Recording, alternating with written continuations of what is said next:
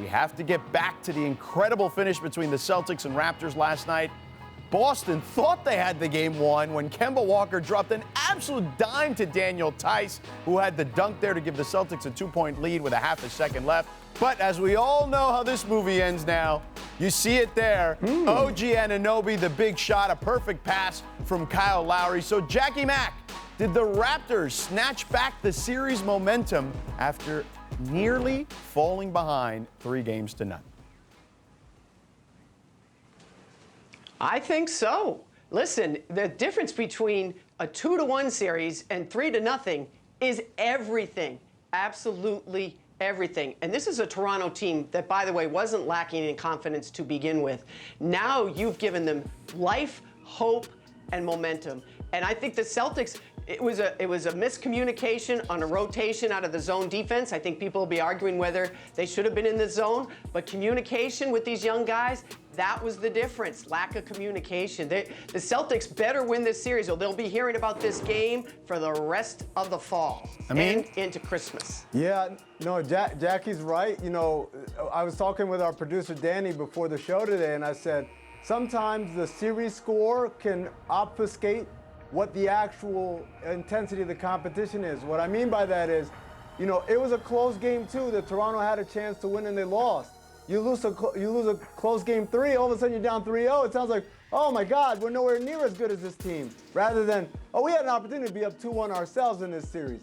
Well, you get this win, now you're down 2-1, but you're giving yourself an opportunity because if you had gone down 3-0, that's it. The oxygen has left the building. We might as well start packing because, as we know, it's never happened in NBA history, a team going down 3-0 and still winning. Yeah, it would have been 1-2-3 Cancun or 3-2-1 Cancun, however you want to describe it at that particular point for Toronto. Let's put that graphic back up, though, if we can, real quick, because the tale of the two halves I thought was interesting. And, you know, Jackie, we'll start with you. The three-point shooting has been pretty poor for Toronto, who is normally a good three-point shooting team. They shot 23% in the first half, which was somewhat on par with what they had shot in the first 2 games at 27% through 2 games. But in that second half, 44%. That's more like what we've seen for Toronto, at least throughout this particular season. Well, and the Celtics have a great three-point defense. They have throughout the regular season and once they got back inside the bubble. But great shooters find a way to get open, and great shooters eventually get rhythm. Just like guys who hit a whole bunch of shots, they regress back to their means. To me, the biggest stat, George, was in this game was transition points. If the Raptors get transition points, they're going to usually have a good chance at winning. It was 14-2 in fast break baskets in this game. You know, it's funny, George. I know you asked about the three-pointers. I keep thinking about those last 2 plays. The Kemba Walker pass to Daniel Tice, and then obviously the Lowry pass to OG Anunoby. I didn't think the defense was terrible. I thought that was like a split-second thing where you got to help, and you also got to go out and recover. And I thought both offenses did a great job of kind of hiding where they were going with it and then getting their guy in the last second. And when you look at that shot OG Anunoby put up, he didn't get a nice, comfortable catch and shoot. He barely touched the ball. So the bunch of people were kind of questioning and second-guessing what Brad Stevens did or even what Nick Nurse did on the other end. I thought it was kind of silly. These are 2 great defenses that got beat by better offense. But to your point, Amin, I would say that, you know, the comfortable catch and shoot has been a problem for Toronto in this series. Uncontested three-point shots, 27% through 2 games. And yesterday, they were able to nail a lot of those shots, uncontested or contested. What did you see that was different, though, in regards to their three-point shooting, other than just making it? Was there anything different?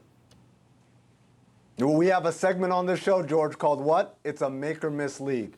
And what that's talking about, a lot of people say, what does that mean? What does that mean? It means that when you're talking about the highest caliber of shooters in the game, which is what we have when you look at the global basketball playing audience, you're talking about sometimes the defense has nothing to do with whether you made or missed a shot. And the reality is the best three-point defenses in the NBA aren't the ones that hold their opponent to low percentages. They're the ones that don't let the other team even shoot the 3. That's the best three-point defense, is a lack of attempts, not a lack of percentage. All right, let's move on. Let's shift gears to Game 1 of the Nuggets and Clippers series.